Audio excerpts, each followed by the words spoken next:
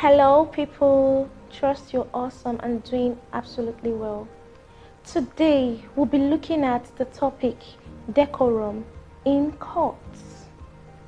A lot of people have approached me several times. I have been asked the question, many people come up with, how do they observe court proceedings? Many people come up with a question of, they would like to be in court. They would love to see how the court proceedings are held. A lot of them feel that they do not have a right to enter into the court of law. But today I tell you, as a layperson, you have a right to observe court proceedings. The answer is yes. You do not have to sue or to be sued before you can even visit a court of law. You don't have to be a party to a case. The only thing is if you can observe decorum, and that is what we'll be discussing today. So if you can observe decorum, then you're free to observe court proceedings without anybody harassing you. The court is a public place, so every citizen has a right to observe, so long as you observe the rules of court, which decorum forms a very, very vital part of it. So the first point, or the first point of decorum we'll be looking at is be present before the judge arrives. And if you can come in while the judge is presiding, whenever you walk in as the judge is still presiding, what you need to do is to quietly walk in without making a noise. Noisy shoes are not allowed. So, the moment you enter into the court premises, or the moment you enter into the courtroom rather, you have to take a bow, a profound bow, before you take your seat. You do that very, very quietly.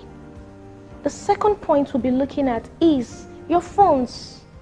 A lot of people are so obsessed with their phones, and then if you're going to be observing a court process, you need to learn to put your phone on silence or you switch it off. The third point we'll be looking at is do not receive calls in the courtroom. Receiving of calls in the courtroom is highly prohibited. It is seen as a form of disrespect to the court. The fourth point we'll be looking at is if you must talk to the next person, you need to do that in low tones, in hushed tunes. You do not need to create a form of distraction. You do not need to be loud about it. You can talk in low tones. The fifth point is no video recording is allowed in the courtroom. You are not allowed to record the process. You are not even allowed to take selfies. You're not allowed to take pictures of anybody while the court proceedings are going on. So it is very, very, very, very wrong. It is highly prohibited. The sixth point is if you must speak to the judge, you have to wait to be called upon. You have to wait for the judge to give you the permission to speak. And if you must also speak, you need to speak respectfully. Remember to be respectful and polite. And when given the permission by the judge, you must stand up. And when you stand up, remember to take a bow, which is a sign of respect to the judge. The seventh point is, on no account should you create unnecessary distractions.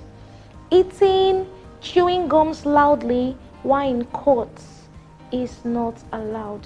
So if you must be present there, you must have eaten from your homes or wherever you are coming from, because that few hours you're going to be spending in the courtroom is not enough to make you starve to death. So you can suspend the eating and the chewing to avoid any kind of, unnecessary distractions.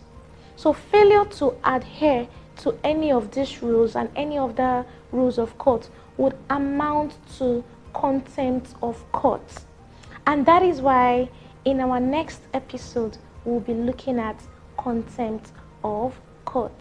So I believe that with these points and with all we have said today so far, you have the right and you know that you're well equipped to observe court proceedings. So feel free to walk into any court, so long as you can observe all these rules and these points that we have listed, then you're good to go. Observe court proceedings, educate yourself, empower yourself, enjoy the proceedings. Do have a wonderful day ahead. Thank you very much.